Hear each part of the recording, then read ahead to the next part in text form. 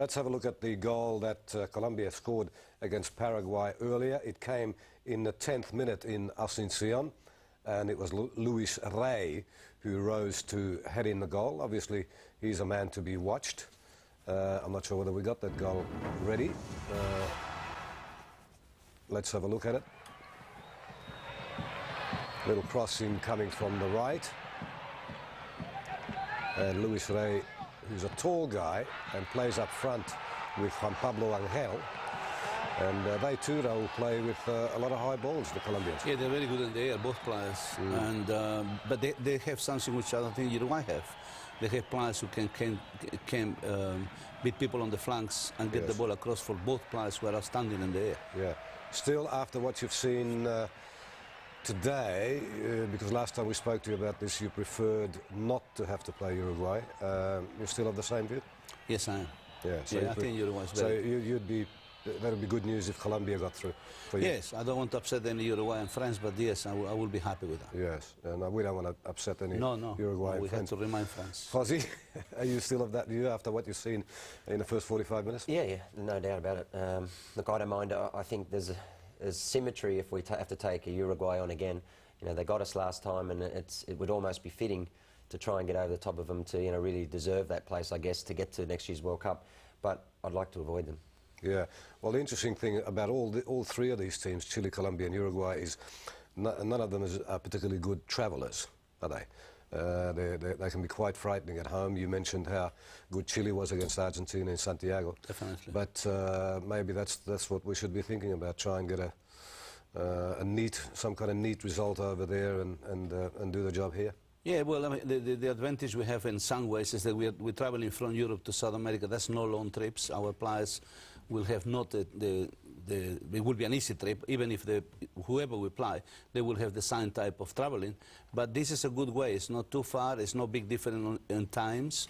It means, I think, if we are well prepared, we're lucky to have everybody on board. I think then we have a good chance. Definitely we have a chance. Incidentally, the Australians do have some people doing some reconnaissance over there. They have spies in both Santiago and Asuncion, and Graham Arnold, the Australian assistant coach, is in Montevideo. We'll try to get in touch with him after the game if we can. Let's go back to Montevideo and John Mills.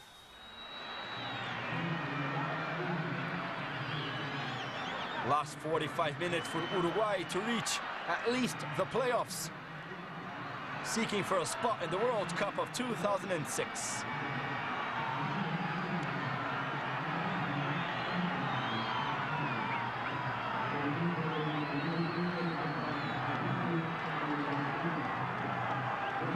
Argentina will start with the ball. Carlitos Tevez and Hernan Crespo.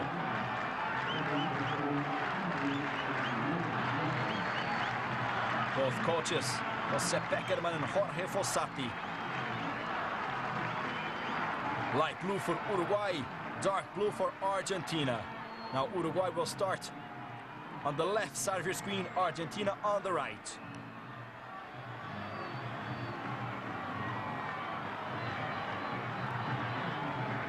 Getting the last details, the referee of the match, Wilson de Souza Mendonça. Blows the whistle, kickoff for the second half of Uruguay-Argentina 18th round of the South American qualifiers. Roberto Ayala for Argentina.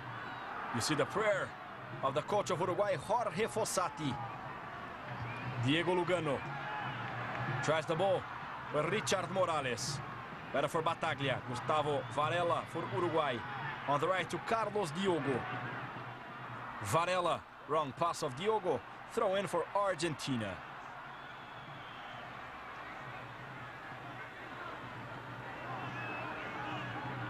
Sorin. Trying the ball to Crespo and the foul. Free kick for Uruguay. The foul of Hernan Crespo. Varela to Garcia. Long ball to Dario Rodriguez down the left. Tries the ball. Morales, the ball passes. Forlan, Elemero to Recoba.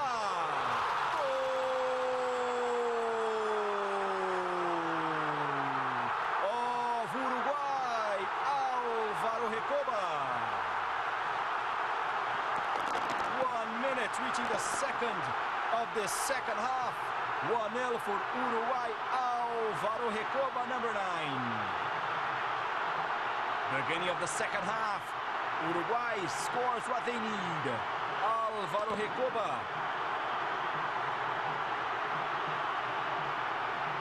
Celebration of the fans in the Centenario Stadium. 1-0 for Uruguay over Argentina.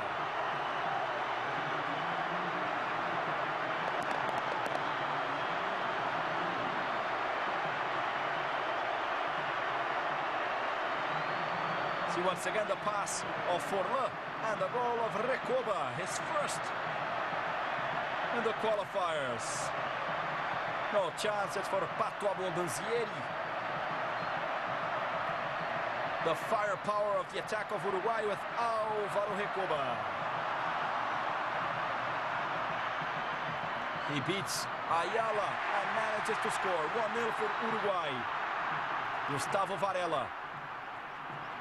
Uruguay clinching the playoffs with this result. Forlán. Samuel the covering. Sorin and the foul. The foul of Richard Morales on Juan Pablo Sorin. Socceroos have shrugged off the switch in time and say it's made no difference to their preparations. Our man with the team is Simon Hill. Downtown Buenos Aires is as pretty as a picture postcard if you're here as a tourist. Government House and the city's parks make for great holiday photographs. But of course the Australian players aren't here on holiday. They're here for business. And it's here in the rough district of Bajo Flores that the Socceroos are putting in the hard yards. The tough surrounds, reminding them of what's to come in Montevideo. It's all in the preparations, according to Mark Viduka. The big striker admitted on Wednesday that Australia didn't do the right things in the build-up to the Uruguay games 4 years ago. No, I don't think so. Why? I don't think we were prepared, to be honest, tactically. But nothing's being left to chance under Guus Hiddink. Joel Griffiths even fulfilling a makeshift role in training to simulate the threat of Álvaro Recoba. Wednesday was the first day in which small-sided possession games gave way to 11 versus 11 contests. Hiddink says not to read too much into his lineup. His first choice, we presume, played in red. But for what it's worth, Tony Vidmar and Tony Popovic lined up alongside Lucas Neal in a back three. Vince Grella was in midfield, and Harry Kewell featured in a supporting striker's role. Such is Hiddink's thoroughness, though, more systems will doubtless be tried, and nothing, it seems, will faze these Australians, changes of kick-off times included. To be honest, you know, obviously you want it to be defined. You'd think that it would be a little bit more organised and they'd do that before. But, you know, I think that the main thing is that, as I said, that we go into this game confident in what we're doing as a team. And what time it kicks off, whether people spit on us, whether they throw things on us, it's not important. Marco Bresciano again was absent from training. Hiddink admits he's looking doubtful for Saturday, while Harry Kewell is not game fit, but fit. Make of that what you will. John Aloisi is better at giving inside information, on the Uruguayans at least. He played alongside Richard Morales and Pablo Garcia at Osasuna, and says the banter between him and Morales has continued throughout the build-up. Yeah, well, speaking on the Uruguayan radio last week, they said that he said if we don't beat Australia, that I'll be going for John Aloisi's neck. And it was quite funny because we're not playing second leg in Uruguay anymore, we're playing in Australia, and I have plenty of mates and family there, so I have my brother to back me up. Many of this squad are in their final campaign, the likes of Aloisi and Viduka included, and they want to bow out on a high. So what if the dream is realised? I don't know, to be honest. I really don't know what I'd do. I don't know. Laugh, cry, sing. I wouldn't have a clue, mate. I just would love it for it to happen. Well, training has been relaxed up until Wednesday, but today it's certainly got a little more intense, and of course it's bound to get even more so as game time approaches. This is Simon Hill for SBS Sport with the Australian squad in Buenos Aires, Argentina. Meantime, Uruguay has announced its starting side for the first leg, with star striker Diego Forlan failing to recover from injury. The team is Fabian Carini, Carlos Diogo, Diego Lopez, Paulo Montero, Dario Rodriguez, Alvaro Recoba, Diego Perez, Pablo Garcia, Marcelo Zalaeta, Dario Silva and Richard Morales. And joining us now from Montevideo is Tim Vickery. And Tim, no place for injured star striker Diego Forlan in the starting lineup, but do you think he could still be named on the bench? Well, they haven't given up on him yet, although he's clearly running out of time. Indeed, there is speculation that he might be fit to take a place on the bench. But this lineup you've just named, they're not tied to that. They can change that up to an hour before the kickoff. But if this is the starting lineup, and this is the lineup that they've been training with, one thing to look for is that they've been training with Recoba operating wider on the left than usual. It seems that Uruguay coach Jorge Fossati thinks that Australia might be weak down the right side of their defence. Right, and Uruguay captain Paulo Montero is renowned for his ruthless tackling. Is he the key figure in the eventual outcome? Well, I think he's more renowned for being a quite magnificent defender. In fact, being at the training sessions and seeing how he organises the team, it really rams home his importance. He's always shouting and organising his teammates, encouraging and positioning them. Fossati calls him the great captain, but I think he's got two problems in this series of games. In the first game, I think he's really going to miss his usual partner, Diego Lugano, who's suspended, who would normally take Mark Viduka. I think they'll miss his physical presence. And the second game, well, Montero is now 34 years of age, and having two games in quick succession with all of this travelling time, plus the fact that he hasn't been fully fit, I think that's really going to put a strain on Paulo Montero. So tell us, Tim, would the Uruguay side be mentally buoyed by the victory over Australia and having the kick-off time rescheduled by FIFA? I think this is one of these issues which is filling the airwaves and filling newsprint. I think this will be completely forgotten once we kick off. I don't think it makes any difference at all. There's been some talk about the heat, you know, with this coming up to summertime, but we're not in the tropics here. It's fairly mild sunshine. So this is really, I think, once the game gets started, I think this is a non-issue, and we've just got a game of football to look forward to. All right, Tim, finally, what's the feeling amongst the Uruguay football media? Have they all written off the Socceroos? No one has written off the Socceroos. The Uruguayan media here are expecting a tough game against what they're frequently describing as European-style opponents. No one has written off the Socceroos. Excellent, Tim. Thanks for your time, and we'll speak to you again tomorrow night. And joining me now is former Socceroo Craig Foster. Well, Foz, we've had a change of refs. We've had a rescheduled kick-off time. You know, will it affect the Socceroos mentally, do you think? I don't think so. I think they would have seen it as a very high chance of happening. Probably they would have expected it to happen anyway, for FIFA to bring the starting time back slightly. I think Hiddink would have prepared them for that several days ago. So would O'Neill and John Boltby, the high-performance manager. So I think the boys will take it in their stride. All right, now here Guus Hiddink's having 2 training sessions a day. He's had 1 session devoted solely to tactics. Will that be the difference between this session and 4 years ago? I think it is a major difference for us. Hiddink really is a huge factor for us. You saw earlier Mark Viduka talking about our tactical preparation 4 years ago. To me, Hiddink is one of the best tactical coaches we've ever had, if not the finest. I think the key is that the work off the park has been as critical as the work on it.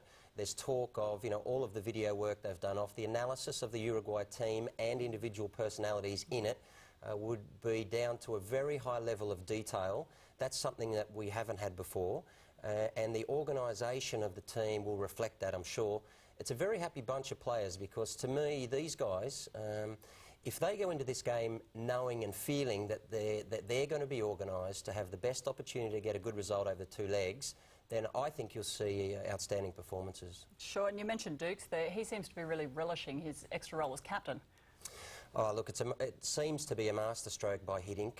One thing about Guus Hiddink is, I'm told from within the camp that he is really a master at assessing player personalities, reading what is going to best motivate them. He seemed to pick Viduka as a leader in the group very early on, gave him the captaincy, and it's clearly worked. He's a revitalised player. He's one of our key weapons going into these two games, and it's fantastic for us that he scored twice last week. He's in goal-scoring form, he's confident, he's fit, and he seems, as you see there, he seems very happy within himself as well. He could be, for us, the difference. No, certainly. Are you expecting Harold Kuehl to start, or will he come on in the second half? What sort of role is he going to play? Well, with Hiddink, it's tough to know, but I expect that he'll start on the bench for two reasons. Firstly, because I think the first 45 minutes of this 180-minute tie is going to be fast and furious. I think the tackles will be flying in from Uruguay as much as from us, and you need to protect Kuehl from that. It's clear that physically, you know, he's not capable of standing up to that sort of intimidation. He's been injured far too much in the last 3 years. I think he'll want to keep him out of that in the first 45. And secondly, the first half will also be, you'll need to be very well physically prepared, and I think he might want to hold him back so that he can give what he has in reserve for us in an attacking sense. But to me, you know, this, again, he's probably with Bresciano and Viduka. Kuehl is one of our three keys, three guys who can produce a moment of brilliance that could decide the tie for us. Certainly, and just back to Duke, speaking of the players in good form, let's hear what he had to say this morning. I think that I have a responsibility to the kids. That's you know, been taken out a bit of proportion. I said I would love to make it so that, you know, the next generation of players that come through have got, you know, the facilities to be able to play at home. You know, to be able to play in front of big crowds with that same sort of importance, but stay at home and doing it, you know, because, you know, that's always been, you know, a dream of mine. Be great if it came true. How about Marco Bresciano? He's got an injury. Is that a big setback for us? Could well be.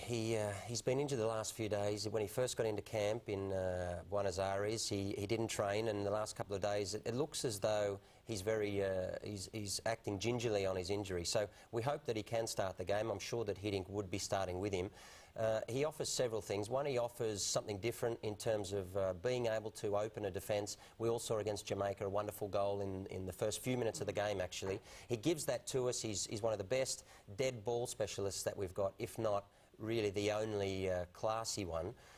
And in these two ties, that's going to be critical. Not only hitting free kicks from outside the box, potential scorer, but also corners and free kicks from wide areas. And those set pieces could decide it. All right, well, it's all certainly going to be very exciting. But back over here, I understand there's a big Socceroo Club function you're looking forward to. That's right.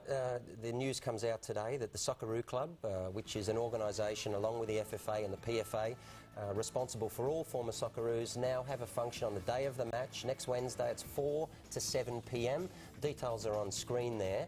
Gary Cole is central to that organisation, so if anyone needs to contact him, you can do so at the Melbourne Victory, of course. And we're just calling on all Socceroos to get over there to support each other and support the team. We start tonight with the latest from the Socceroos camp, and we're still no nearer to learning the lineup Guus Hiddink will go with for the first leg of the World Cup qualifier in Montevideo on Sunday morning. Hiddink is playing his cards close to his chest, despite the fact that opposite number Jorge Fossati has already named his starting 11. Well, Australia held its final training session in Buenos Aires on Thursday. The players and officials depart for Uruguay on Friday lunchtime. The Uruguayans may have named their team lineup, but so far as the Socceroos are concerned, well, their lineup remains a closely guarded secret. Marco Bresciano was back in action at the Estadio Pedro Bidegain, showing no ill effects from his recent ankle injury, but it may be too soon for him to start on Saturday. By contrast, Brett Emerton is almost certain to feature from the off, and given what's gone on off the field in recent days, he's not reading too much into Jorge Fossati's lineup being revealed early. I think I wouldn't take too much notice of it. Like I said, it's going to be fun and games, I think, leading right up to the kickoff. And I think we're experienced players now, and I think we expect these types of things to happen, and I don't think it'll affect us too much. Scott Chipperfield can also be reasonably sure of his spot, but Guus Hiddink's as yet undecided formation will decide whether it's as a left wing-back or as a more orthodox left-back, a role he first played for Australia against Tunisia at the Confederations Cup. Yeah, like I only started playing in the Confeds Cup, then when I went back to Basel I spoke to the coach and and he started playing me as a left back in a 4-4-2 system. So I've got more confidence playing at left back now. I can get forward and create things with the strikers. So as time goes on, I'm becoming more comfortable playing there, and I think I'm ready to play there now. As ever, it's all eyes on Guus, who will have the final say, as he does on most matters. If Australia fails, it won't be for a lack of preparation. And the FFA has done its bit to live up to the mantra, no stone unturned. The charter flight home has been refurbished to include massage facilities. Meals will be served on Sydney time, and hyperbaric chambers are available to aid the players' quick recovery on arrival home. Despite what Jorge Fossati may say, Australia is ready. Well, everyone has the freedom to express himself as he wishes. Of course, we had good preparations in the past in Holland a few times, in England. I think the team is ready. When I see the guys, they're very eager, they're very keen to play. Everyone knows in Australia as well, it's very difficult. It's very difficult, but we feel that there are chances, and I can assure you the boys will go until the end. So I think the team is mentally and also tactically prepared. Well, after 30 minutes of today's session, the media was politely asked to leave. Media, thank you very much. It's a sign that the phony war is nearly over and the real action is about to begin. This is Simon Hill for SBS Sport with the Australian squad in Buenos Aires, Argentina. It was bad news when I heard that Greg Moore could not be with the team. It was bad news for me because he's the most experienced player in that particular position of the team. But I have my confidence in the players who are going to play there. It's okay. They have good strikers, they have fast strikers, and we have to be very keen in defense. But it's not just a matter of the defense of the back 3 or 4. It's also a matter of how the whole team is defending well. So Les Hiddink, as ever, not revealing any details about his team selection. What's your take on the possible starting 11? Well, we know as little as you do about that because he has been very secretive, not giving anything away. But due to a mixture of speculation, of educated guesswork from the training sessions and rumour, it might be an idea to look at this lineup, which is Schwarzer in goal. I believe he will play because he's had more match play. There'll be the back 3 of Vidmar, Neal and Popovic. The 2 wide men, Emerton and Chippers, will of course track back as defenders when needed. It's a diamond-shaped midfield with Greller at the anchor and Colina further up the middle, and then the front 3 of Thompson, Viduka and Kuhl. So it's a very good lineup. It's quite an attacking lineup in actual fact, but with all bases covered in the event that they have to defend, and where of course Uruguay has possession. It's purely speculation, I stress. It's not news, but I think it's pretty close to what he might field tomorrow. Certainly, well, we'll find out very soon how close you are. Just finally, Les, what are the Socceroos' plans for the rest of today? Well, they'll be flying today from here, Buenos Aires, to Montevideo around lunchtime, about 6 or 7 hours from now. And then they have a training session this afternoon, late this afternoon, at 6 o'clock in Montevideo at the Centenario, which is, of course, that time coincides with the timing of the match, so they can get thoroughly acclimatized. But that will be an open session. I don't think much will be revealed at that session. The boys will just have a good feel of the stadium and a good feel of the pitch. Excellent. Well, thanks, Les, and enjoy the game. Joining us now on the line from Montevideo is our South American football correspondent, Tim Vickery. Tim, thanks once again for your time. What's the latest news coming out of the Uruguay camp? Well, they trained behind closed doors, so at the Centenario yesterday, so I couldn't really see what was going on, but they're much more optimistic on the issue of Diego Forlan. His leg wasn't strapped yesterday. He took part in the training session, and the coach Fossati says he's gone through all of the various stages of recuperation, and it's now up to the doctor. If the doctor says he's fit, then Forlan will play. Also good news for them from the reserve keeper, Sebastian Vieira, who came through the training session and providing that he has no reaction to the work that he did yesterday, he'll be fit to take his place on the bench. So good news from Uruguay on the issue of injuries, Stephanie. And I believe Jorge Fossati had a media conference yesterday, and he had a message for Australia? That's right, yeah. He was asked what he had to say to the Australians, and he said the following. He said, "Come with tranquility. Uruguay is a peaceful, educated, polite country. It's a secure, safe environment, an example to many other countries. But," he said, "take your precautions, Australia. Come prepared to meet a very, very difficult opponent on the pitch." He's not underestimating Australia, though. He said it would be very, very foolish indeed to underestimate a coach with the trajectory of Guus Hiddink, Stephanie. That's good to hear. And Tim, there were plans for an advance party of Uruguay players not involved in the first leg to leave early for Sydney. What's the latest on that?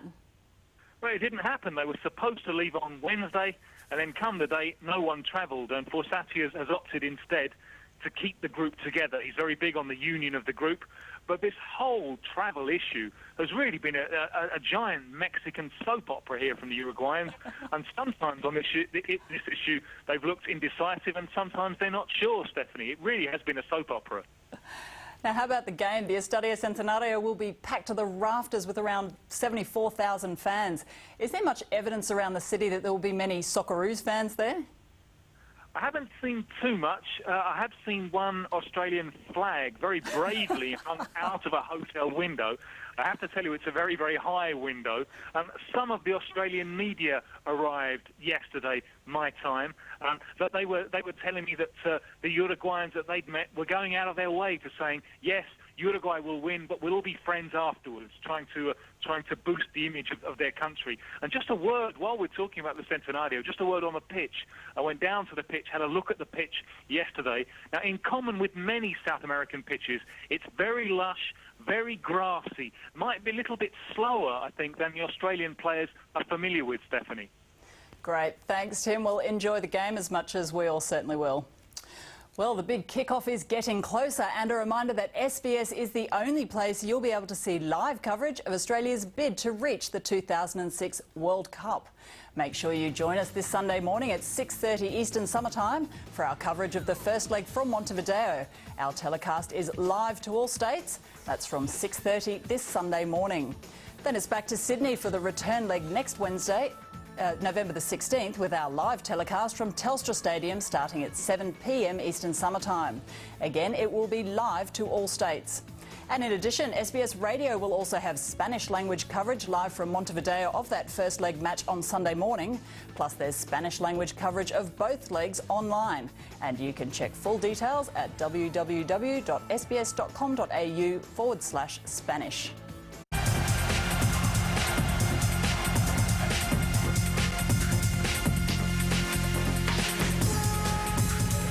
Oh yes, the World Game welcomes you. The Centenario, this awesome historic place, welcomes you. Although the word welcome, I guess, is stretching it a little when you're an Australian in a place like this today. The name Montevideo comes from the original Portuguese, meaning I see a mountain.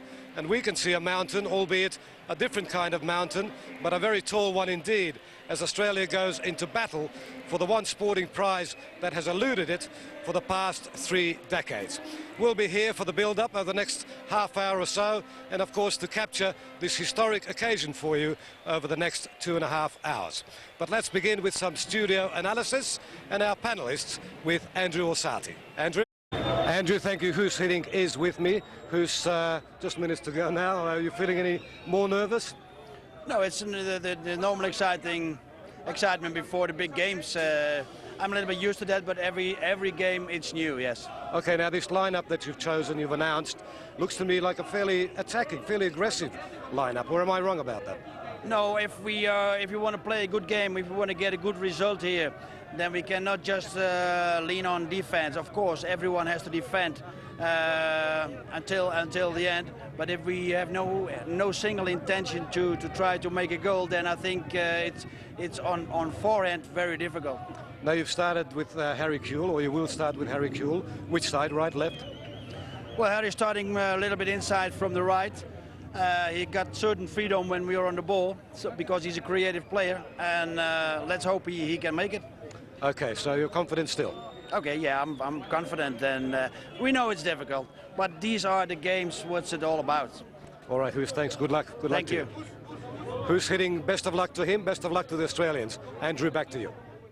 Yes, thank you, Les. Speaking to Huus Hiddink, who obviously feels very much at home when it comes to big pressure. And Ned, I just want to ask you about the hitting factor, despite limited time to prepare since taking over from Frank Farina. Has he got it sorted, do you think? Well, I mean, obviously he's had limited time, like you said, but I think that just his presence has just given that much motivation to the players. Obviously, he's had a bit of time to work on tactical things, but, you know, when it comes to games like this, you need guys to go out there who are going to be 100% motivated and do the job for Australia. OK, well, it's getting close as the build-up continues. We're less than 20 minutes away now from kick-off. The Socceroos have a score to settle against Uruguay. After the break, we'll show you why.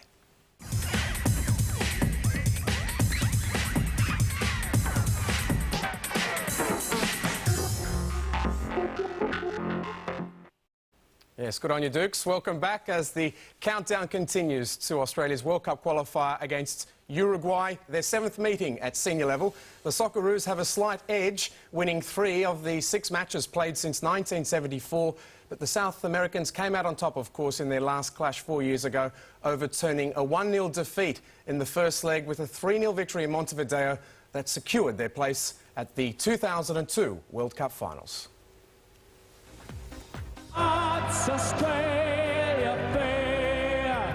Nearly 85,000 packed the MCG to see if Australia could end 28 years of hurt. And with Harry Kewell at the peak of his powers, optimism was high that barren run could be broken. Alvaro Recoba, though, fired a warning shot across the bows early on, an audacious chip from long range, almost catching Mark Schwarzer unawares. And although Craig Moore's powerful header shortly after nearly gave the Socceroos the lead, Recoba was to prove a handful throughout, as he will surely do 4 years later. In the second half, Frank Farina threw on Paul Agostino for Stan Lazaridis, switching Kewell to the left flank, and the move paid dividends. Kewell delivered for Agostino to hit the angle of post and bar with a header. And then, as the same 2 players tried to combine, Agostino was impeded, and the Italian referee pointed to the penalty spot. Kevin Muscat, who some believe shouldn't even have been playing due to a wild tackle that had torn at Christophe Dugarry's knee ligaments 9 days earlier against France, stepped up to the plate and held his nerve to beat Carini from the spot.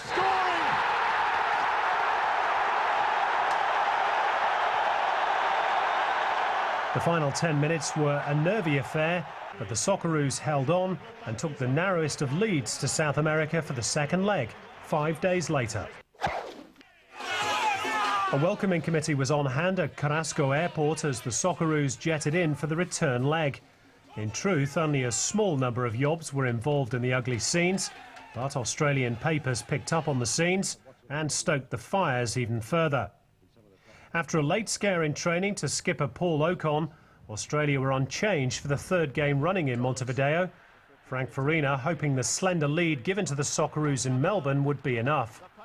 Brett Emerton had an early chance to put the visitors even further in front, but on 14 minutes, disaster struck. Dario Silva, missing from the first leg with an alleged shoulder injury, didn't seem to have any problem in holding off Sean Murphy with his damaged upper limb and fired Uruguay level in the tie. Australia hit back, Harry Kewell leading the charge, going close with a header from Lazaridis' cross and then shooting marginally over from a free kick. The second period saw Australia produce some of its best football over the course of the 2 legs. The midfield dominated. Josip Skoko went close, as did Mark Viduka with a difficult chance from close range. Uruguayan coach Victor Pua, sensing the growing frustration of the home fans, threw on striker Richard Morales, and it was to prove to be a masterstroke. A dubious free kick awarded, delivered by Recoba, finished by Morales, and Australia was chasing the tie. Still chances came the Socceroos' way, Sean Murphy producing a fine save from Carini, but the crucial goal just wouldn't come, and instead Uruguay finished off the tie with moments remaining. Well, that's it! 3-0 the final score, 3-1 over the 2 legs, Australia's World Cup heartache would go on for another 4 years. We had a few chances which I thought were good chances, but we didn't take them and unfortunately didn't put the pressure on them. Yes, the most recent of 7 consecutive World Cup qualification campaigns that have all ended in heartbreak for Australia. There are 8 players in the current squad who took the field against Uruguay 4 years ago, including Kuhl, Viduka, Vidmar, Emerson and Schwarzer, who've all been named in today's starting lineup. But let's go back to Montevideo now for all the latest with Les Murray and SBS's South American football correspondent Tim Vickery. Andrew, thank you, and Tim Vickery is with me. Tim, this is an awesome stadium with an awesome bit of history. Give us a sense of that, you who live in South America. It's always an emotional moment for me to be here. We're in front of the stand here named Colom's, after the stadium where Uruguay won the 1924 Olympics and changed the history of world football. Behind us, the stand called Amsterdam, after the stadium, after the city where they won the 28 Olympics. And this whole stadium, the Centenario, built in just 8 months for the 1930 World Cup, also won by Uruguay. So we're standing right in the middle of football history. We're very lucky people. We're very lucky indeed. Now that history, of course, translates very much into the present, doesn't it? It lives in the hearts of these Uruguayans. Certainly does. If I could just show you the front page here of El País newspaper. They're going to walk all over Australia on the way to the World Cup. Now, they're counting on their tradition and their history to do that. They're also counting on the climate that Australia have created for this game. That's what they're saying. We've had all of the mess about the kick-off time and the travel arrangements. If I can make a comparison, I think it's adequate because of this is a meat-eating country. We've had all the sizzle. Thankfully, we're here at the sausage. Indeed. Let's see how it goes. Tim, thanks for joining us. We'll talk to you later. And the whistling is very much part of the build-up here at the Centenario. Back to you, Andrew. Thanks, Les. Well, from Montevideo, ruled by Uruguayans, to a place dominated by Australian fans, A-League club Sydney FC is throwing a bash at Star City Ballroom. Michael Tomalaris is there for SBS. Morning, Mike. We're just minutes away now from kick-off. Former Socceroos Craig Foster and Ned Zelic are here with me to look ahead to this clash. And Ned, of course, you've played in front of huge partisan crowds before. Of course, the two of you did in Tehran there in '97. Give us an idea of what might be going through the players' minds as they prepare to walk out for this one. You know, they are professionals. Are they thinking about this being just another match, or do they really feel the pressure of knowing what's at stake? I think obviously there's going to be a bit of pressure there, but I think that all the pressure is on Uruguay. They're more or less favourites to go through, so the Australians can go out and play their game.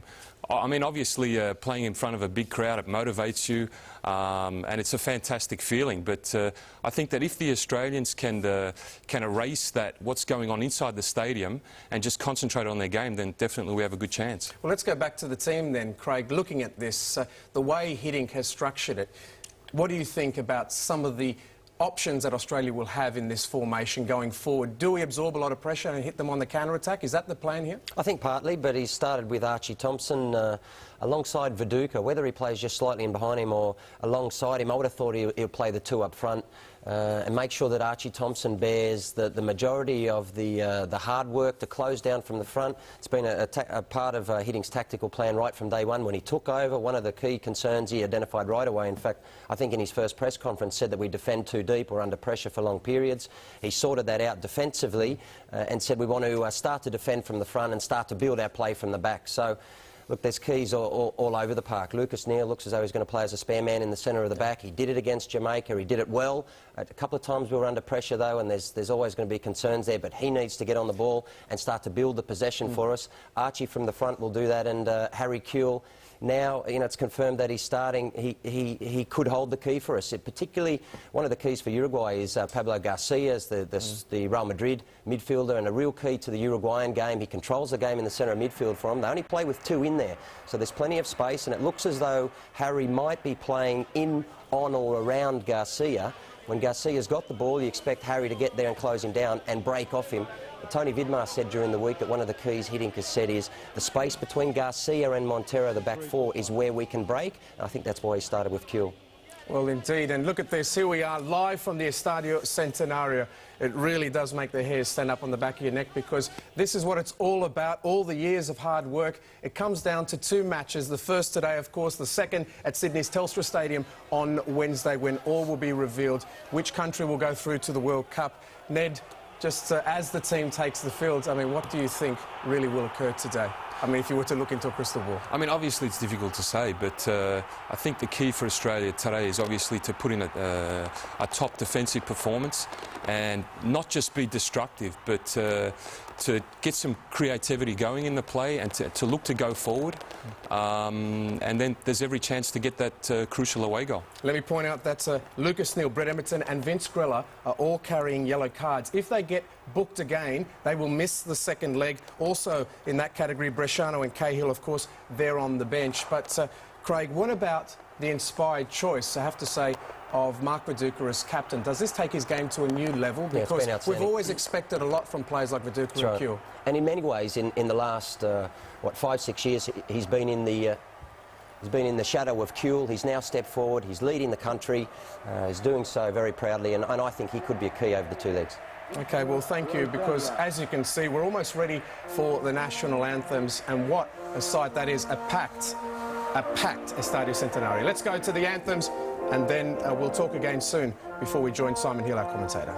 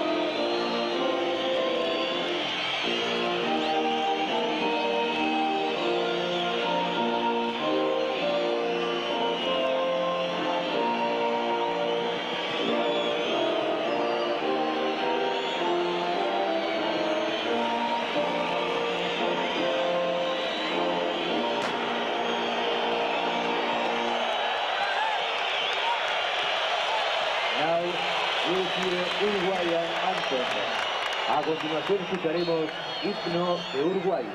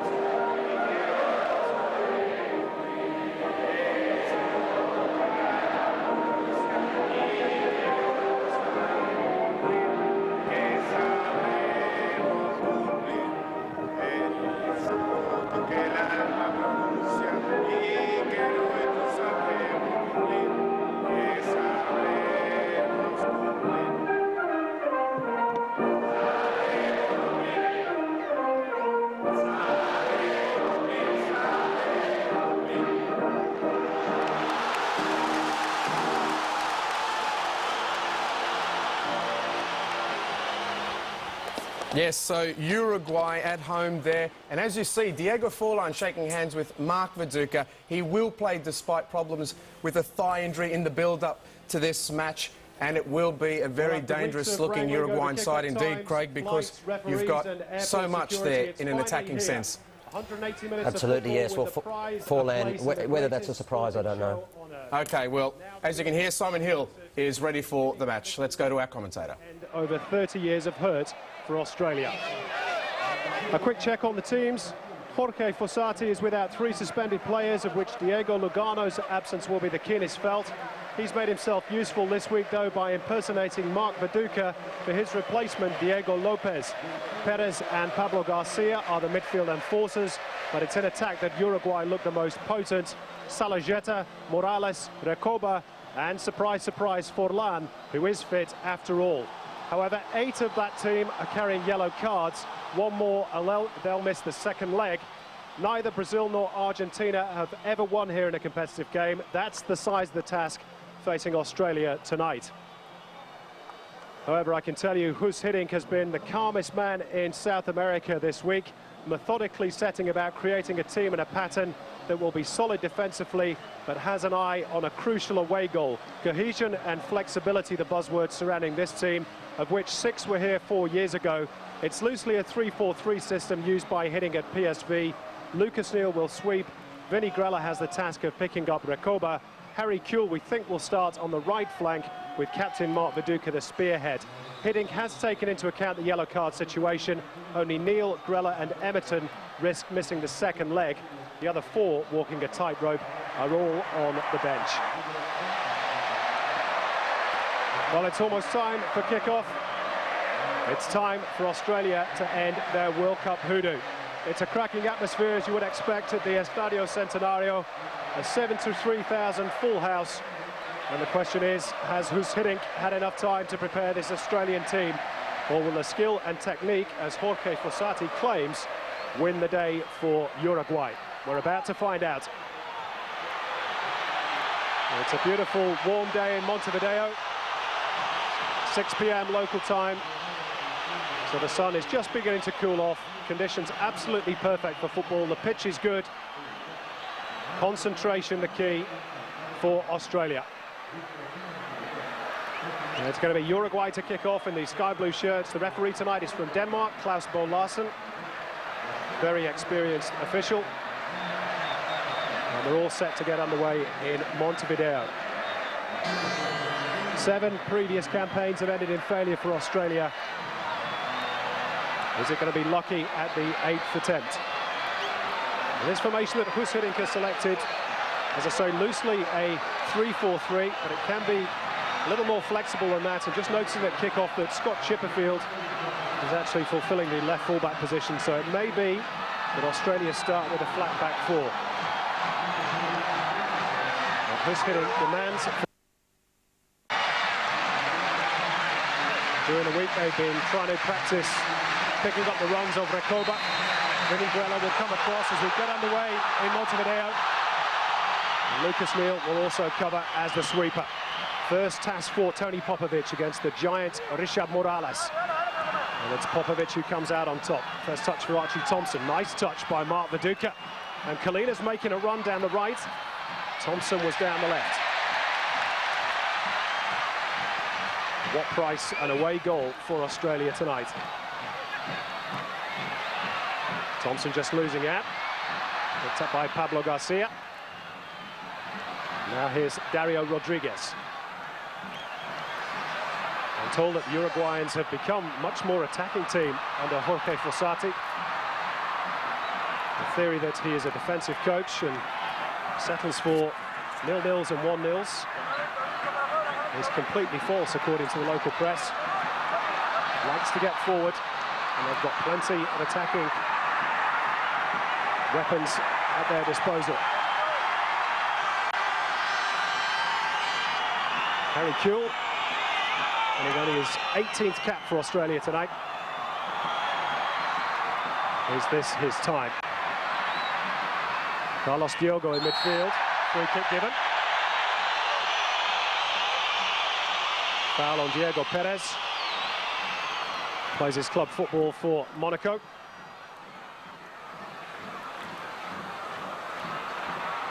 Now down the line for Salajeta.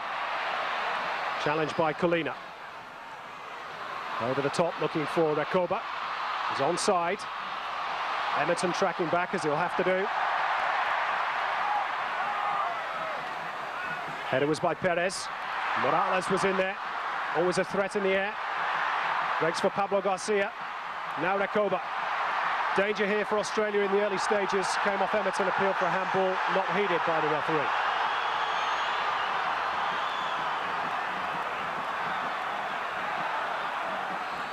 Viduka just calms things down for Australia. Vital that they get through the first 15-20 minutes. Remember, Dario Silva scored after 14 minutes here in 2001. Put Australia on the back foot right away.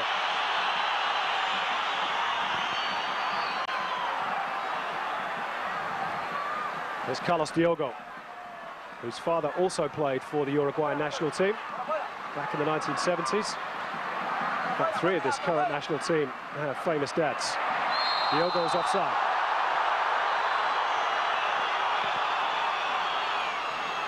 Does love to get forward, Carlos Diogo.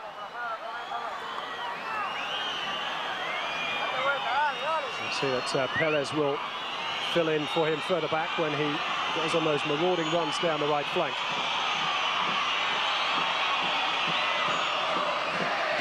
Three minutes gone in Montevideo. Viduka. Is that a push? No, says the referee. Popovic's header. Only as far as Salajeta.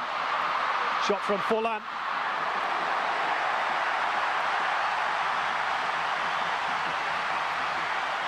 Well, Diego Forlan wasn't playing up until 48 hours ago, according to Jorge Fossati on your screen now. Pictures beamed all around the world of the Villarreal striker hobbling around the training ground. He is so important for Uruguay.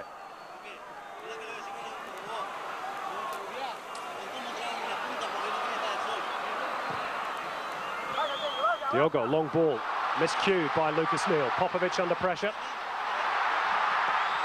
Schwartz's clearance.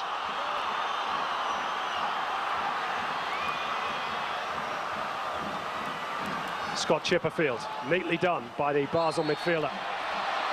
And he's won the set piece too.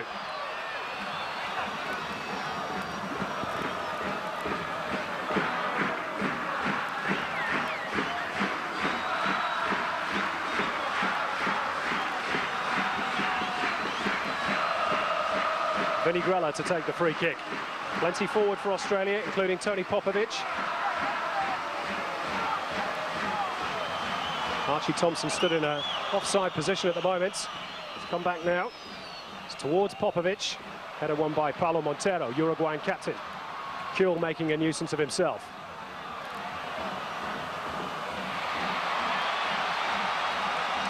And the feeling is that Harry Kuehl might be able to exploit a weakness on the left-hand side of the Uruguayan defence. Montero's job will be to cut out that threat.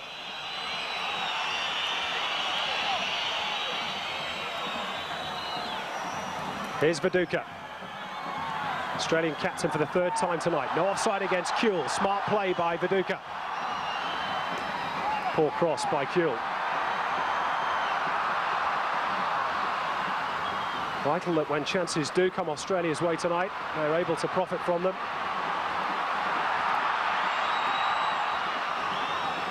Four years ago, had a real spell of dominance in the second half. Good sustained pressure for 20 minutes, created 3 or 4 chances, but weren't able to convert any. They come along again tonight, they must count. Good header won by Grella, and subsequently by Neal. Pablo Garcia. No foul. Lucas Neal caught in possession. Brett Emerton helps out, and Tony Vidmar puts the ball into the stand.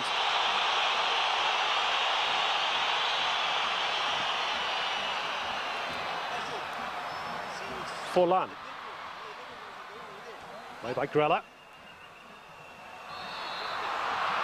Viduka draws the foul from Pablo Garcia. Chris Hiddink had a busy week this week. His 59th birthday. and also found time to share some time with his best friend Diego Maradona in a box of Boca Juniors. He has famous friends, does Cruz. Can he create a famous night for Australia?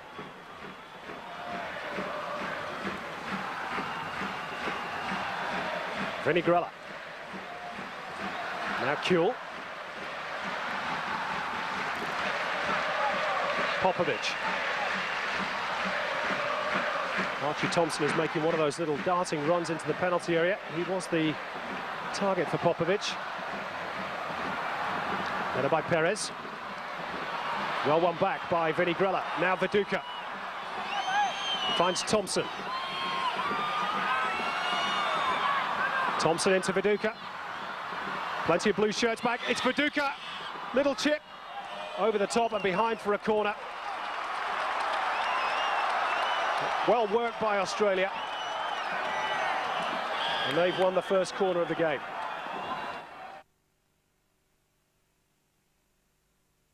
It's been given the captaincy.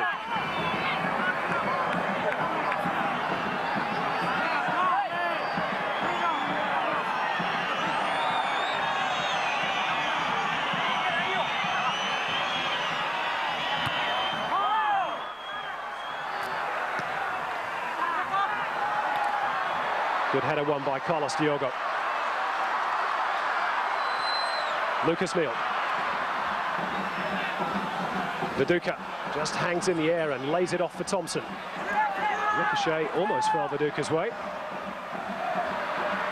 Perez, Uruguay trying to play their way out of defence, and they've done so.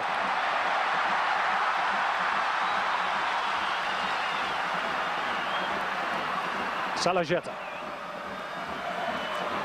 Recoba. Closely marshalled by Tony Vidmar. Salajeta. Grella and Emerton in attendance, and 2 was just about enough. And now Kuhl trying to use his pace to get past the fullback.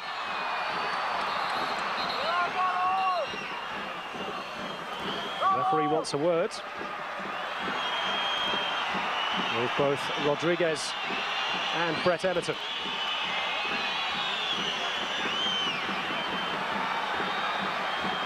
He's a very experienced official, is Klaus Bo-Larsen. Lots of intrigue surrounding the choice of officials, of course, in the build-up.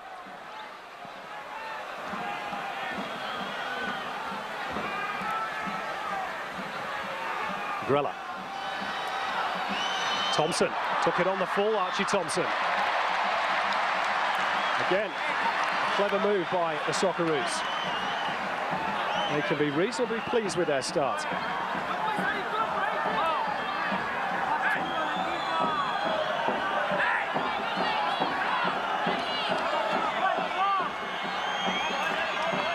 Jorge Fossati's face would tend to agree with that statement. Corner for Australia. Brett Emerton to take. 10 minutes gone. Carini opts to punch. Back to Emerton. Short for Colina. Sidesteps one challenge. Now Vidmar. And eventually it's Salajeta who is helping to break up the attack, and now Uruguay can launch a counter of their own. Recoba. And surely he was leaning into Vince Grella. He was.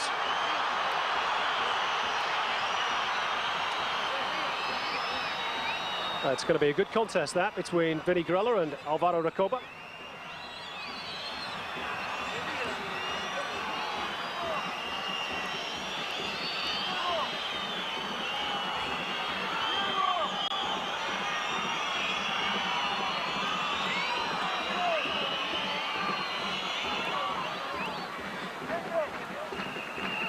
Again, Viduka wins the header, and again, he wins the free kick.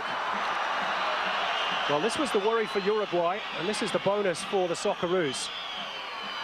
Their first choice, Lugano, is suspended. And Viduka's physical presence has caused his replacement, Diego Lopez, a bit of a headache in these early moments.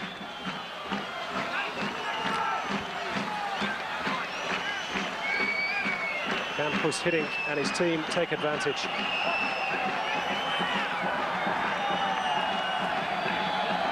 Viduka and Emerton standing over this free kick. It's within range. 25 metres out. It's Viduka. And a good save by Carini. And that was moving. Well, Viduka struck it ever so sweetly. Over and around the wall. And it was a fine stop by Fabian Carini. It's brought about a third Socceroos corner. Good start by Australia.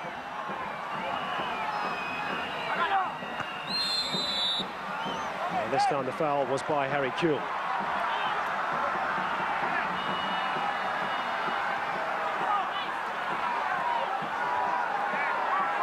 Fabian Carini had his own injury problems in the build-up to this game. Uruguay happy that he made it.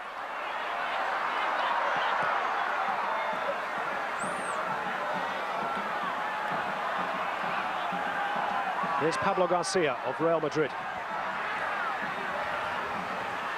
Perez, cut out by Colina. Thompson nips in.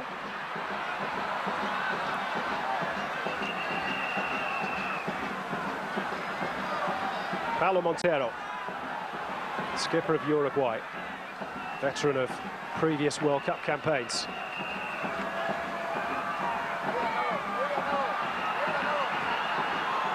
And now Uruguay up to go long. It's comfortable enough for Scott Chipperfield. Thompson. Not too much on the return pass for Scott Chipperfield.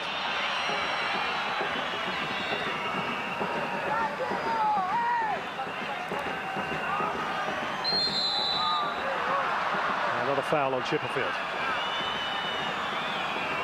Well, so far so good for Australia. They've had a good week of preparation in Buenos Aires, away from the spotlight in Montevideo. Speaking to all the players, they feel the preparations for this game have far exceeded anything done 4 years ago. They feel they're ready.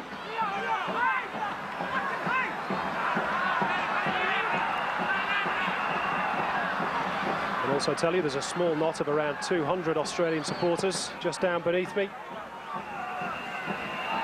Some of whom have made the long journey across the Pacific Ocean.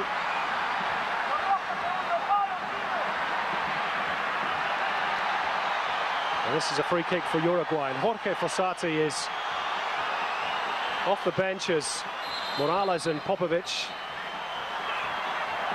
indulge in a bit of physical interplay, which the referee will now put a stop to. But Fossati is complaining bitterly on this near touchline to the fourth official. This is a moment of concern for Australia. Recoba to deliver. And they've got a ricochet. And Mark Schwarzer drops gratefully on the ball.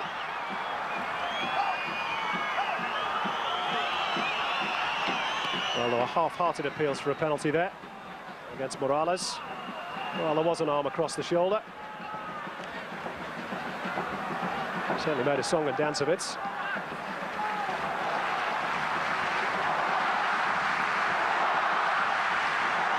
Recoba's just jogged along to this near touchline to get some instructions from Jorge Fossati. And the crowd trying to do their bit too to lift the home team at the Estadio Centenario. They've had a pretty ordinary start, which is all good for Australia.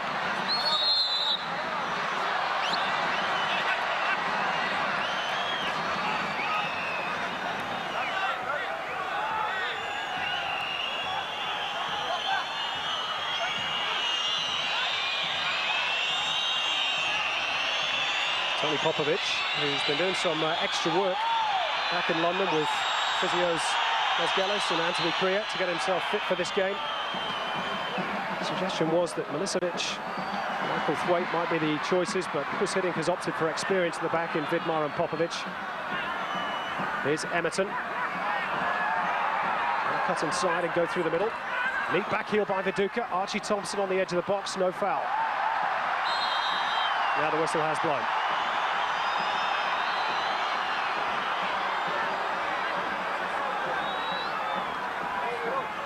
Well, did he get a portion of the ball?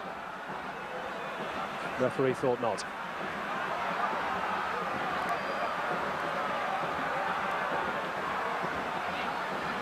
Forlan has been pretty quiet so far. That should be too far for Diogo. Sati, a former goalkeeper, led the team to 5th place in the CONMEBOL zone after a pretty awful start to their World Cup qualifying campaign. They're now unbeaten in 9. Perez. Recoba, always a buzz when he gets the ball. Pablo Garcia. Forlan. And Skrilla wins the header. Throw in Uruguay.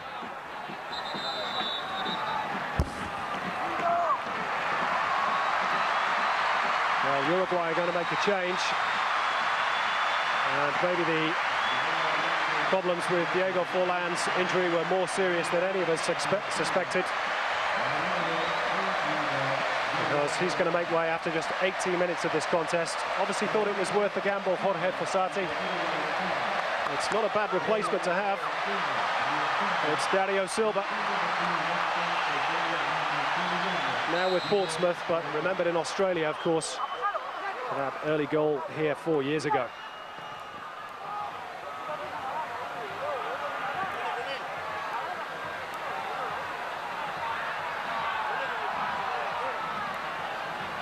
And he'll just slot into Forlan's old position. Here's his first touch. Had a variety of hairstyles down the years, Dario Silva. I think it was actually Silva 4 years ago. Now gone more for the 70s perm look.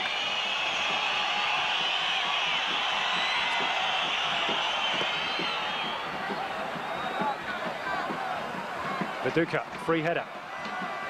Archie Thompson on the stretch, just couldn't get there.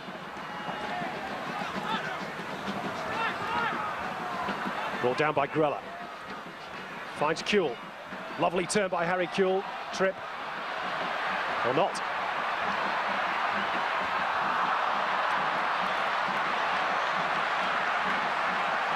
And Klaus Bo Larsen just jogging over to have a quick word with Harry Kuehl, who's remonstrated with him once or twice about the challenges.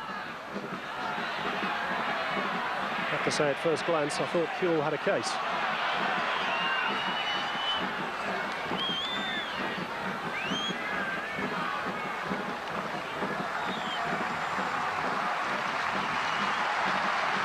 Viduka. Away by Lopez. Now Grella. Out to Chipperfield. Back to Grella. Headed by Lopez. It's Kalina who met it on the full. Everton wins the header. Rodriguez finding Silva. Spotted Salajeta in a bit of space. But Australia working ever so hard to try and close down the gaps. And here's Recoba. Free kick.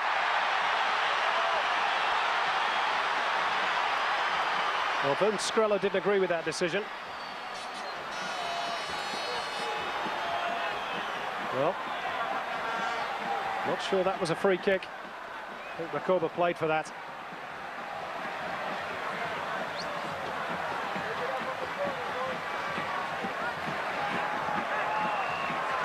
Four in the wall, says Mark Schwarzer. Recoba is dangerous from any range, and this is certainly within his range.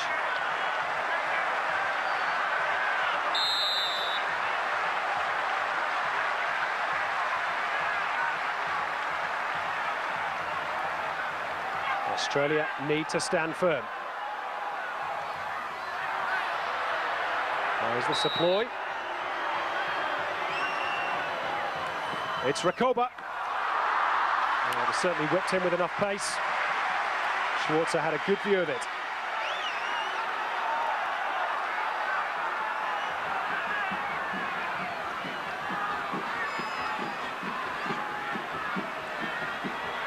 Now, here's Everton at the other end for Australia.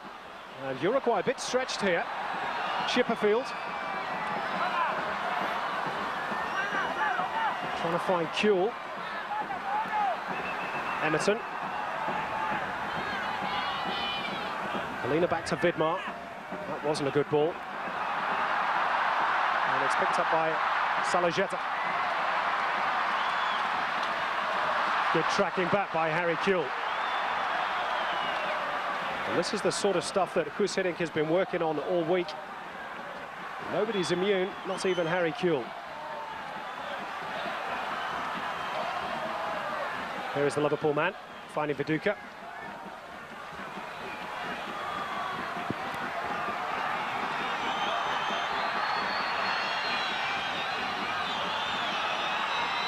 Vidmar.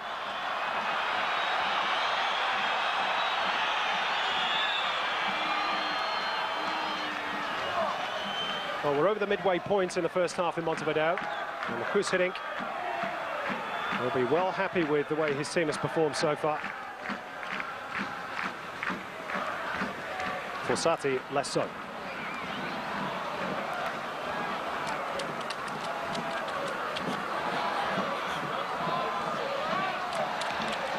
Chested down by Silva. Good tackle again by Scott Chipperfield. And that will be a free kick, and a card will it be for Dario Silva? It is indeed a card.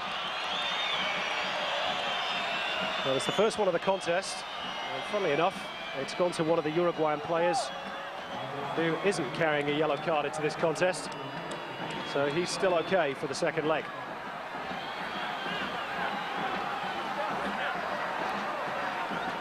Just for your information, only Carini and Dario Rodriguez and the now departed Diego Forlan were not on yellows for Uruguay in terms of their starting lineup. Kick-off. So a few more yellow cards from Australia's perspective would do nicely. So at a goal. Jason Kalina. Chipperfield had stayed forward for the set piece. Kalina again.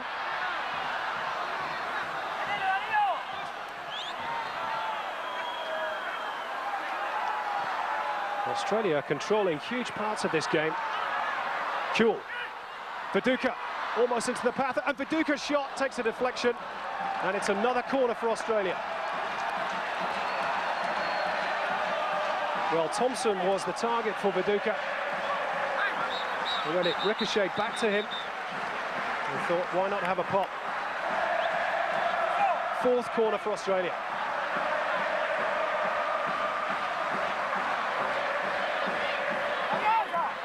Could be too close to the keeper, and is. Brett Emerton herring back after taking that corner kick. He needn't have bothered. Uruguay very casual with possession at times.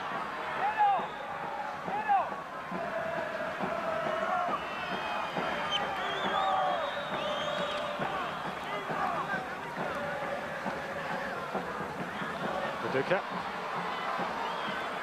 It's Perez who nipped in. Popovic returns it with interest. And now Rodriguez.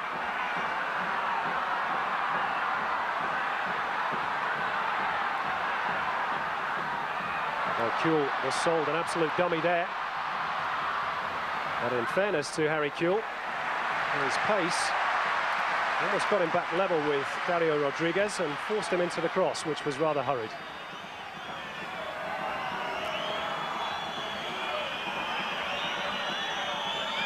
Well, Viduka has led by example so far.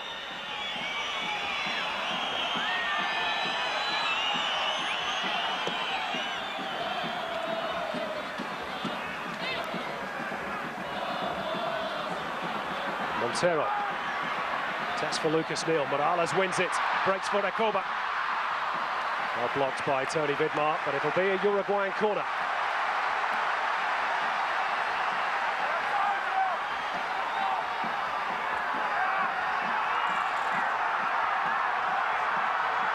These are the important moments for Australia, and they are on the back foot. Have to keep their shape, keep their cohesion. Most importantly, mark up from the corners. Rakoba's delivery. Cut it on, and, well, Carlos Diogo had a free header there on the edge of the 6-yard box for Uruguay. And in truth, he should have done more of it.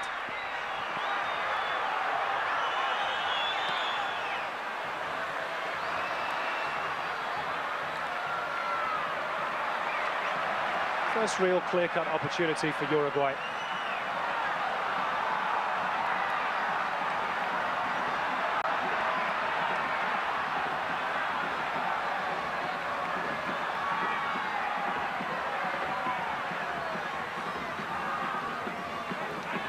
Here it is Diogo. Lopez to Montero.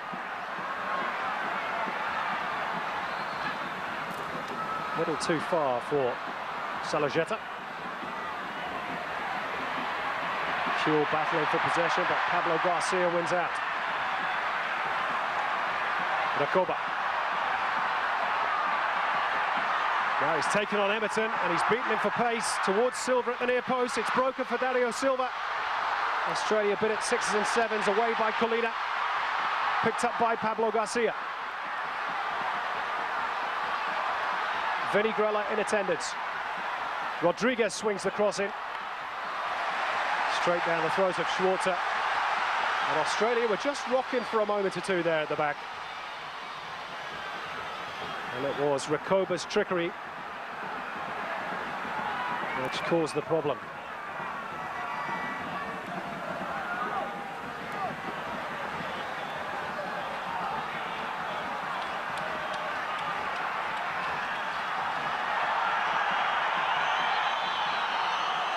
There's Tony Popovic.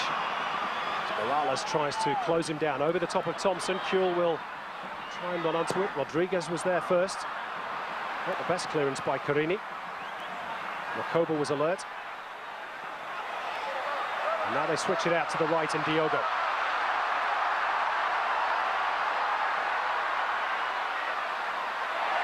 Sidesteps Vince Grella. Went through the legs. Neat play by Diogo. Good numbers back for Australia. Chipperfield. Lucky to get away with that. Grella, there's some space on the right here that Australia can exploit. Emerton. Thompson's waiting in the middle, joined by Viduka now. Kuhl switched to the left. Corner ball.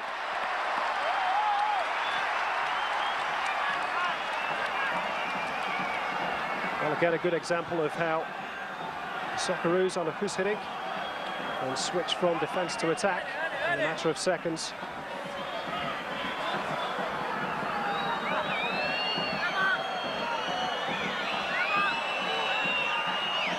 Brett Emerton in front of the small band of Australian fans. Vidmar's up from the back. And again, it's too close to the keeper. Kuhl. That will be a free kick.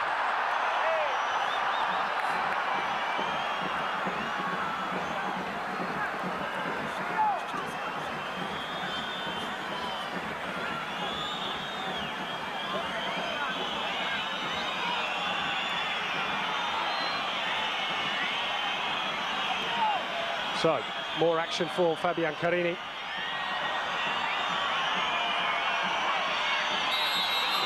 Looks like it's going to be whipped in with the left boot by Chipperfield.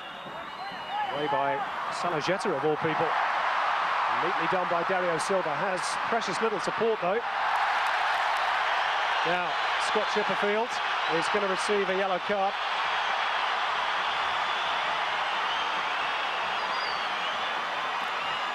And he's still okay for the second leg.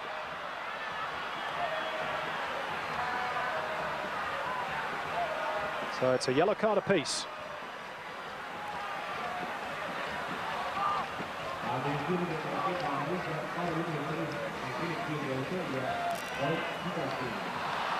Salajeta couldn't keep the ball in play.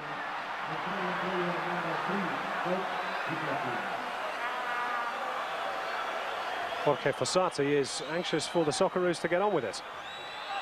perhaps unsurprisingly. Now, he did say this week he isn't necessarily thinking of a huge lead to take to Sydney.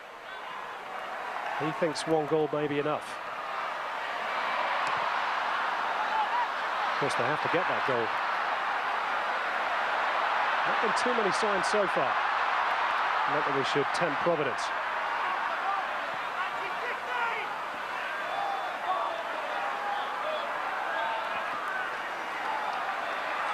Dario Silva.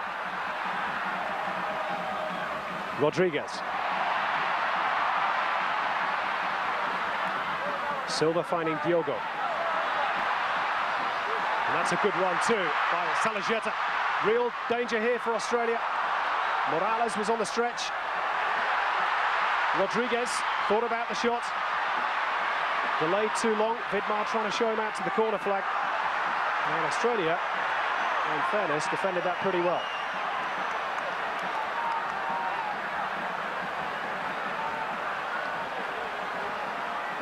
Now Viduka.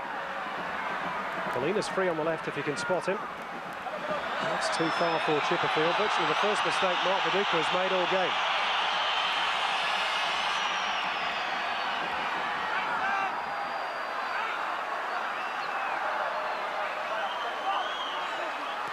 Diogo. Tony Popovic getting the better of that contest with Perez.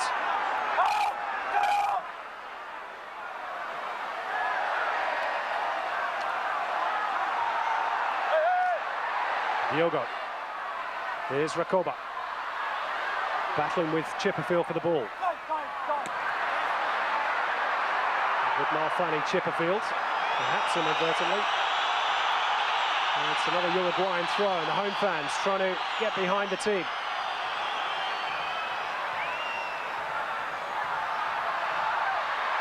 Well, they've certainly quietened the crowd down, have Australia. I haven't heard too many versions of the Soy Celeste.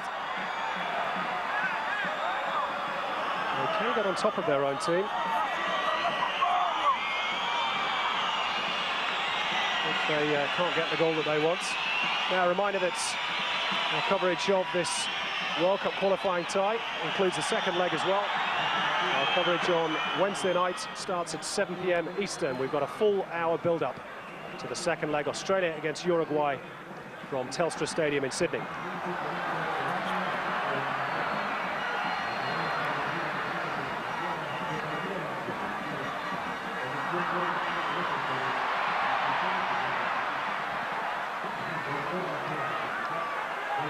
There's Diego Lopez.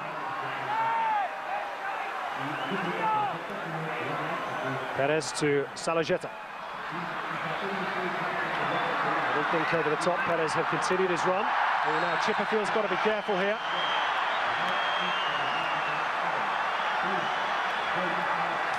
Now, a red card would be an absolute disaster for Australia, but fortunately Klaus Bo Larsen has seen fit just to give the free kick. Chipperfield, remember, on a yellow card.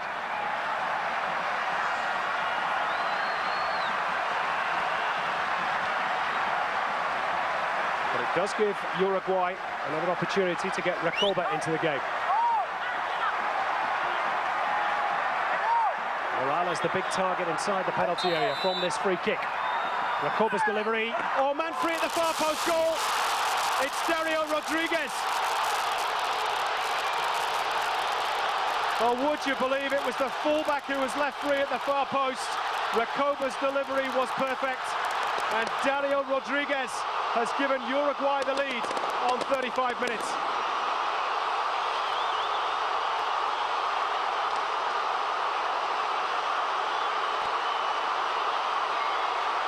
Well, Australia hadn't looked in any trouble at all until that moment.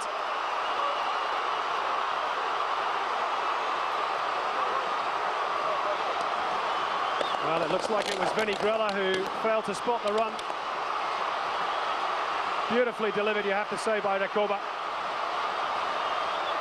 And Dario Rodriguez, after all Australia's assuredness on the ball and attacking intent, has given Uruguay the sort of start that Australia definitely didn't want.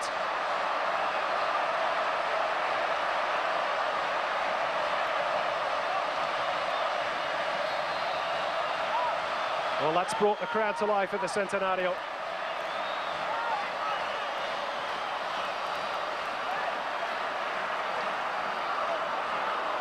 Now it's more important than ever. Australia keep their shape. Here's Emerton at the other end, aiming for Thompson. Not powerfully by Diogo. Recoba, incidentally, is off the field at the moment, just having a bit of treatment. He'll have to wait to come back on. Meantime, Emerton.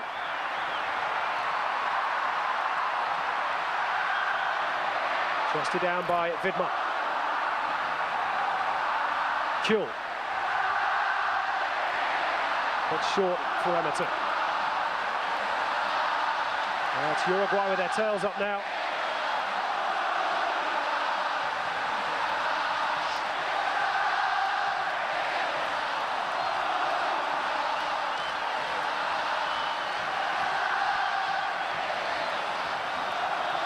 Dario Rodriguez, incidentally, is in a bit of a rich vein of scoring form at the moment. Man on the ball. Scored for his club side Schalke against Duisburg last week.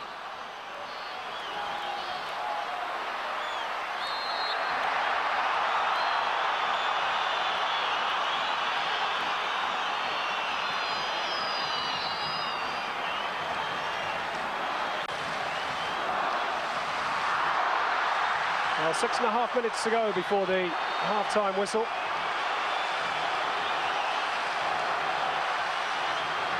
Australia will certainly want to keep it to 1-0.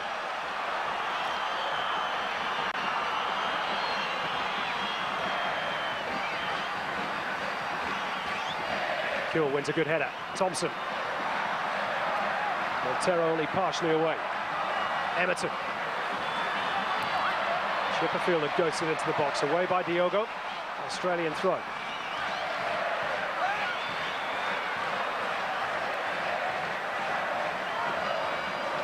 Kuhl. Vidmar. Oh, and it almost reached Scott Chipperfield. Intelligent ball by Vidmar. He'd spotted the run of Scott Chipperfield. Silva couldn't get there. Sadly, neither could Chipperfield, who's had a pretty eventful first half.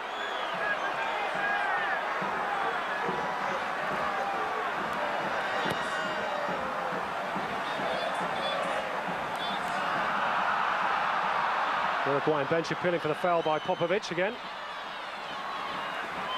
Now here's Vince Grella. Uruguay just a little quicker to the tackle at the moment.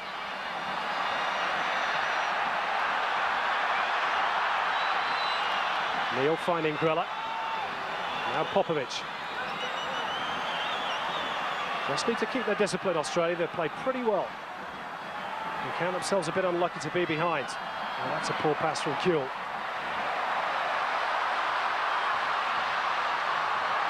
Dario Silva.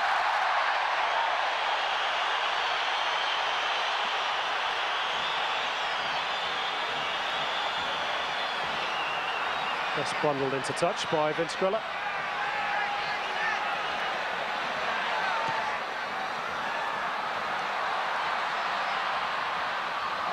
Oh, lovely skills by Dario Silva. Over the top of Schwarzer, was it? No. And Schwarzer got a good hand to that.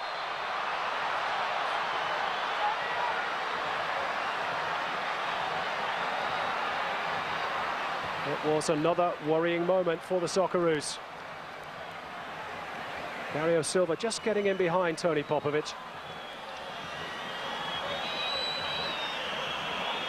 He's not in bad nick either. 2 goals in 2 weeks for Portsmouth.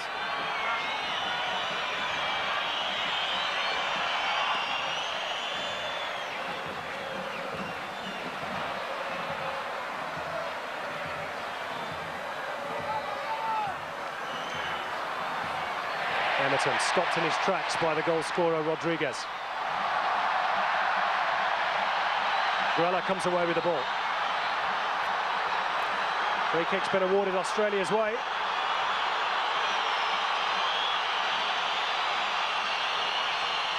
Well, Kuhl and latterly Emerton were involved.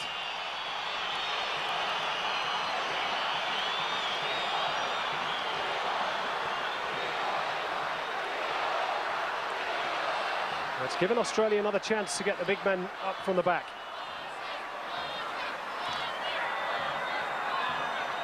Popovic and Viduka and Vidmar in a little cluster on the edge of the penalty area for Australia. Came off Montero.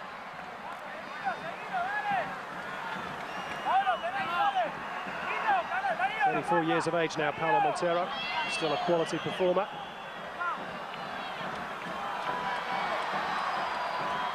And Diogo thumps it away towards the halfway line. Grella got a touch.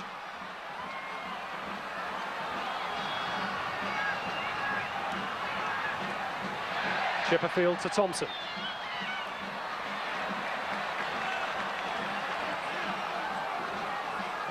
Little under 2.5 minutes remaining in the first half.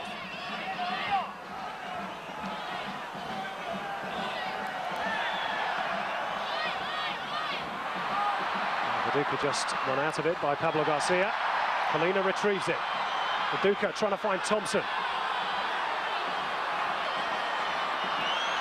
Well, it's looked promising for Australia up until the last third.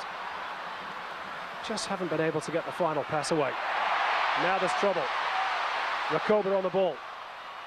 Salajeta in behind Neil. Popovic came across.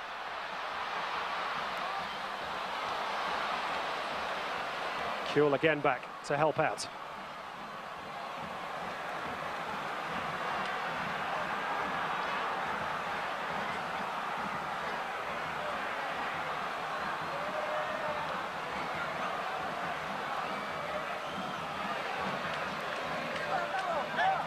Diogo. Well won by Jason Colina. Grella to Kuhl. You can see that Uruguay do like to push up and they leave a space or two in the midfield. Now, Pablo Garcia and Perez are the midfield enforcers, as I said at the start. There was some enforcement going on. Kuhl's been in the thick of it though for Australia. Not held back at all despite his recent injury troubles.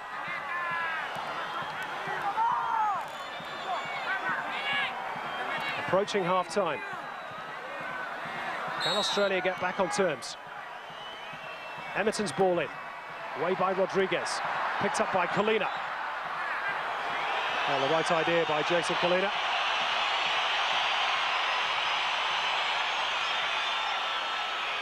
Saw him score a goal from a similar sort of range. Oceania playoff against the Solomons. Just a different class of opposition altogether. Well, there's the goal that separates the teams at the moment. Dario Rodriguez. There'll be just the 1 minute of added time.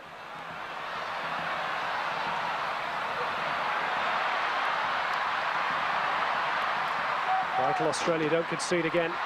Too far by Salajeta.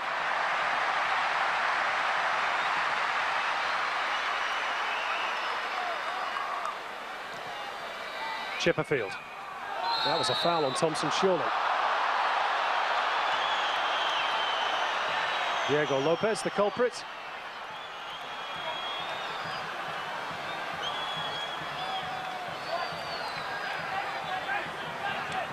And Chipperfield's taken it quickly.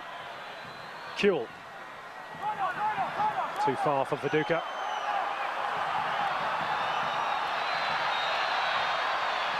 Quick look at the watch. And that'll do for the first half, says Klaus Bo Larsen. And I think Australia can count themselves quite unfortunate to be behind at the break. They controlled large swathes of the opening period. But Dario Rodriguez's goal after 35 minutes means that at the break at the Estadio Centenario, it's Uruguay leading Australia by a goal to 0.